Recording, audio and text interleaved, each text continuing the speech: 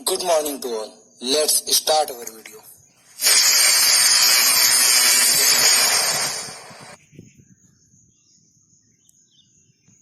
तो आज का हमारा टॉपिक है दो आवेशी चालकों को तार द्वारा जोड़ने पर उनका परिणामी विभव तथा ऊर्जा हानि ज्ञात करना।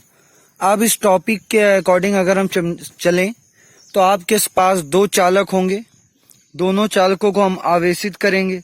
आवेशित करने के बाद दोनों चालकों को एक ऐसे तार द्वारा जोड़ेंगे जिसकी धारिता नगण्य हो, और उसके बाद उसका परिणामी विभव कितना होगा और उसकी ऊर्जा हानि कितनी होगी, ये हम ज्ञात करेंगे। तो चलिए आगे चलते हैं। तो आपके सामने एक फिगर दे रखा गया। एक फिगर में दो गोले दे रखे गए, एक की त्रिज्या है R1, दूसरे गोले की त्रिज्या है R2। अब यहाँ पर हमने किया क्या, ये आपके दो गोले हैं जिनको हमने आवेशित किया है। पहले गोले को आवेश दिया है Q1, दूसरे गोले को आवेश दिया है Q2। पहले गोले की धारिता है C1, दूसरे गोले की धारिता है C2। पहले गोले पर विभव है V1, दूसरे गोले पर विभव है V2।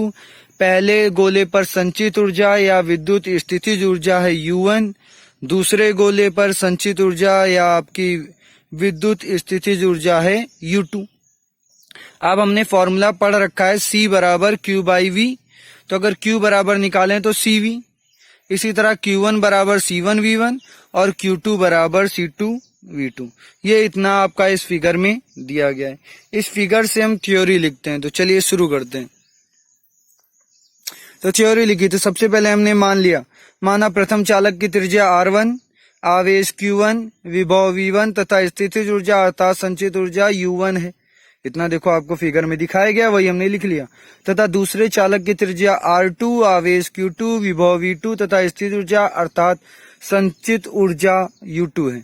दोनों चालकों को की धारिता क्रमशः C1 व C2 है। जितना फिगर में दिखाया गया था वही हमने लिख लिया। ये फिगर आपको बनाना भी है। चलिए आगे देखते हैं। अब इसकी इक्वेशन लिख लेते हैं, कुछ इक्वेशन बनेंगी। तो पुनर्वितरण से पहले, अब पुनर्वितरण का मतलब होता है तार जोड़ने पर, क्योंकि तार जोड़ेंगे तो विभवांतर एक जगह से दूसरी जगह जाएगा, उसको कहा जाएगा पुनर्वितरण। तो पुनर्वितरण से पूर्व का मतलब है तार जोड़ने से पूर्व या तार जोड़ने से पहले। अब ये कंडीशन वही है। अब यहाँ पर हमने लिखा Q1 बराबर कितना C1 V1, फिगर में भी दिख रहा है, फॉर्मूला आपको बताया गया है। इसी तरह Q2 बराबर C2 V2। अब यहाँ पर U1 बराबर आपने पढ़ा है हाफ CV स्क्वायर, तो U1 बराबर हो जाएगा हाफ C1 V1 स्क्वायर। इसी तरह सिमिलरली U2 बराबर हो जाएगा हाफ C2 V2 स्क्वायर। सारे टर्म्स क्या क्या हैं ये आपको पहले ही बताया जा चुका है। अब अगला टर्म देखते हैं। यहाँ से जो इसका कुल आवेश होगा, यानी एक पर Q1 आवेश है, एक पर Q2 आवेश है, तो कुल आवेश क्या होगा, Q बराबर Q1 प्लस Q2। दोनों की वैल्यू रख दी गई यहां से। अब Q1 की जगह पर ये और Q2 की जगह पर ये वैल्यू हमने रखी। जब वैल्यू हम रखेंगे तो आपका हो जाएगा Q बराबर C1 V1 plus C2 V2। इसको मान लिया गया इक्वेशन नंबर 1। आगे चलते हैं। ये पुनर्वितरण से पहले की कहानी है। अब पुनर्वितरण के बाद का देखते हैं। अब ये देखिए, पुनर्वितरण के बाद का फिगर आपके सामने दे रखा गया है। इस फिगर को अगर आप ध्यान से देखें तो दोनों चालकों को हमने किससे जोड़ दिया, एक पतले से तार से। अब इस तार की धारिता होगी नगण्य, यानी धारिता पर कोई फर्क नहीं पड़ना चाहिए। जब हमने जोड़ दिया तो अब ये दो चालक नहीं, ये एक चालक की तरह कार्य करेंगे। तो कुल धारिता पहले की C1 थी, दूसरे की C2 थी। कुल धारिता कितनी हो जाएगी, संयुक्त धारिता जिसको कहेंगे, वो हो जाएगी C बराबर C1 प्लस C2। और आवेश की अविनाशिता का गुण हमने पढ़ा हुआ है कि आवेश को ना उत्पन्न किया जा सकता है ना नष्ट किया जा सकता है, क्योंकि जब भी हम उत्पन्न करते हैं तो जितना प्लस आवेश उत्पन्न करते हैं उतना ही माइनस आवेश भी उत्पन्न होता है। वहीं से मतलब कि Q आपका जो आवेश पहले था, कुल आवेश Q बराबर Q1 प्लस Q2, वही बाद में भी बचेगा, Q बराबर Q1 प्लस Q2। अब एक गोले पर कम हो जाएगा, दूसरे पर ज्यादा हो जाएगा, ये बात है। आवेश में फर्क आ जाएगा तार जोड़ने के बाद, पर दोनों गोलों का कुल आवेश कभी चेंज नहीं होगा। चलिए आगे चलते हैं, इसकी भी थ्योरी देखते हैं। तो तार जोड़ने के बाद अर्थात पुनर्वितरण के पश्चात दोनों चालकों पर विभव V समान होगा। अब विभव जो है उच्च विभवांतर से निम्न विभव की ओर विभव चलता है। अब किसी एक गोले का विभव ज्यादा होगा, किसी एक गोले का विभव कम होगा, तो उच्च से निम्न की ओर चलेगा और तब तक चलेगा जब तक दोनों का विभवांतर क्या ना हो जाए, बराबर ना हो जाए, विभव बराबर ना हो जाए। तो दोनों का विभव समान हो जाएगा एक समय के बाद, जिसको हम कहेंगे कैपिटल V। आगे चलते हैं। पुनर्वितरण के पश्चात संयुक्त धारिता, दोनों अभी बताए गए जुड़ के एक हो गए, यहाँ पर अब संयुक्त धारिता इस्तेमाल होगी, तो C बराबर C1 plus C2, equation number 2। आगे देखते हैं। अतः संयुक्त चालक का परिणामी विभव, अब V बराबर निकालना है, फिर से वही फॉर्मूला C बराबर Q बाई V, पढ़ा हुआ है आपने, हमने फॉर्मूला पढ़ रखा है कि C बराबर होता है आपका C बराबर Q बाई V। तो यहां से अगर V बराबर करें तो Q बाई C। अब Q कुल आवेश और आपका C क्या हो गया यहाँ पर, आपकी संयुक्त धारिता। चलिए वैल्यू रखते हैं, निकालते हैं। तो V बराबर Q by C from equation 1, 2 and 3, जो पिछली बार इक्वेशन 1 मानी थी, इक्वेशन 1 क्या मानी थी यहाँ पर लिख के आपको बता दे रहे हैं। इक्वेशन नंबर 1 आपकी थी Q बराबर C1 V1 plus C2 V2। या सारी वैल्यू एक साथ रखते हैं, तो वैल्यू रखते हैं। इक्वेशन नंबर 3 भी आपकी विजिबल, यहाँ पे देखिए Q की जगह पर C1 V1 plus C2 V2 रख दिया गया और C की जगह पर अभी जो आपका इक्वेशन नंबर 2 से वैल्यू रख दी गई C1 plus C2। Equation number 4, ये आपका इक्वेशन नंबर 4 जो है ये आपका आधा क्वेश्चन सॉल्व हो गया और ये आपका परिणामी विभव है। तो इसको आप ब्रैकेट में बंद कर लीजिएगा और लिख लीजिएगा परिणामी विभव। अगर एग्जाम में सिर्फ परिणामी विभव पूछता है तो आप यहां तक ही करेंगे, जो आपका 3 नंबर का क्वेश्चन बनेगा और काफी इजी बनेगा।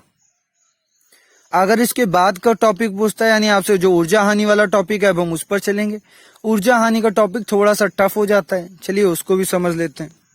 चलिए आगे चलते हैं। अब पुनर्वितरण से पूर्व यानी पुनर्वितरण से पहले यानी तार जोड़ने के पहले चालक की कुल स्थितिज ऊर्जा। अब क्योंकि पहले हमने विभव की बात कर ली, अब स्थिति की ऊर्जा हानि का मतलब ऊर्जा की बात करनी होगी। पहले कितनी ऊर्जा थी, बाद में कितनी ऊर्जा थी, दोनों को माइनस कर देंगे, ऊर्जा कितनी हानि हुई पता चल गया। फॉर एग्जाम्पल आपके पास कल आपके पास 100 रुपए थे, आज आपके पास 90 रुपए, तो कितने रुपए कम हुए, 10। दोनों को माइनस करके पता किया गया, वही काम यहाँ कर रहे हैं। तो पुनर्वितरण से पूर्व निकाल रहे हैं। तो पहले में आपने देखा था U1 बराबर, U बराबर एक इक्वेशन आपने पढ़ी थी CV स्क्वायर। इसी तरह U1 बराबर हमने पढ़ा था C1 V1 स्क्वायर और U2 बराबर हमने अभी पढ़ा है C2 V2 स्क्वायर। तो कुल आपका पूछ रहा है कुल स्थिति ऊर्जा, तो दोनों स्थिति ऊर्जा का योग, दोनों को जोड़ देते हैं। तो दोनों को जोड़ दिया तो U बराबर हो गया U1 प्लस U2। U बराबर वैल्यू रख दी गई 1 बाई C2 C1 प्लस दोबारा चलते, U बराबर 1 by 2 C1 V1 square plus 1 by 2 C2 V2 square. दोनों में अगर देखें तो 1 बाई 2 कॉमन है, पर वो बाद में लेंगे। इसको मान लिया इक्वेशन नंबर 5।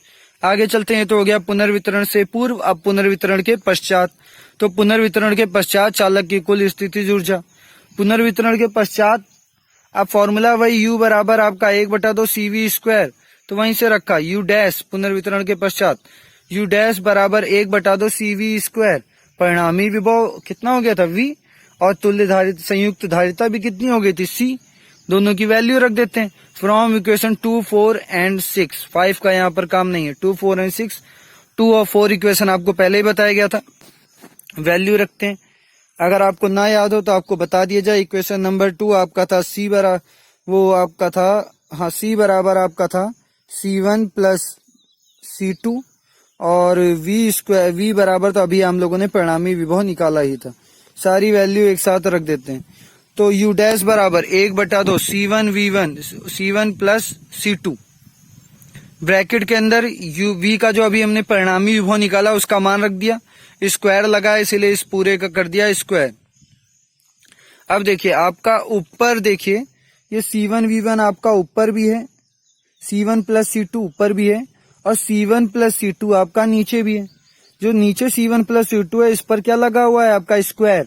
स्क्वायर मतलब 2 बार, तो एक बार से एक बार हमने काट दिया, एक बार फिर भी बचेगा, उसी को आगे लिखेंगे, ध्यान से देखिएगा। तो हमने लिख लिया 1/2 ऊपर वाले का तो स्क्वायर बचा ही, तो C1V1 प्लस C2V2 का होल स्क्वायर बटे C1 plus C2। Equation number इसको मान ली 7। अब हम लोग को यहां से क्या मिल चुका है, U बराबर मिल चुका है और आपको U डैश मिल गया है।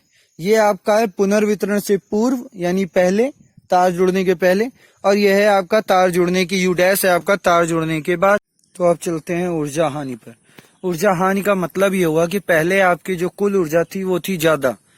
वो कितनी थी, U बराबर 1/2 C1V1 square plus 1/2 C2V2 square. और अब जो आपकी ऊर्जा हो गई वो हो गई आपकी U डैश, यानी दोनों को माइनस कर देंगे तो ऊर्जा हानि आपको प्राप्त हो जाएगी। तो चलिए देखते हैं ऊर्जा हानि। डेल्टा U बराबर U minus U dash, equation number मान लिया इसको 8। यहां से वैल्यू पुट करेंगे तो from equation 5, 7 and 8 we get, value रखी गई। ये जो इतनी वैल्यू है आपकी, ये है वैल्यू है आपकी U की, और इतनी वैल्यू आपकी है U डैश की। अगर देखें तो सब में एक चीज कॉमन है, 1/2, तो 1/2 ले लेंगे कॉमन। साथ में देखेंगे इसके बटे में कितना लिखा है, C1 प्लस C2, तो C1 प्लस C2 को ले लेंगे एलसीएम, एलसीएम लेंगे तो ये हो जाएगा यहाँ पर गुणा। चलिए देखते हैं, एलसीएम लिया तो 1/2 C1 प्लस C2 का हो गया गुणा C1V1 square plus C2V2 square minus C1V1 plus C2V2 का होल स्क्वायर, और बटे में आ गया C1 प्लस C2। अब अंदर करेंगे गुणा। गुणा कैसे करेंगे वो आप समझिए। देखिए गुणे में किया क्या गया, पहले C1 का गुणा करा गया यहाँ पर, तो हो गया C1 स्क्वायर V1 स्क्वायर, फिर C1 का गुणा करा गया यहाँ पर, तो हो गया आपका C1 C2 और V2 स्क्वायर। इसी तरह आपका अगले में C2 को लेके गुणा किया तो C2 गुणा किया तो C1 C2 V1 स्क्वायर, फिर आपका C2 को लेके यहाँ गुणा करा गया तो आपका हो गया C2 स्क्वायर V2 स्क्वायर।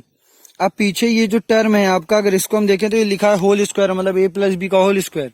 सामने माइनस लगा इसलिए सारे हो जाएंगे माइनस में, तो A स्क्वायर मतलब यहाँ पे C1 V1 C1 square V1 square minus C2 square V2 square minus 2 C1 C2 V1 V2।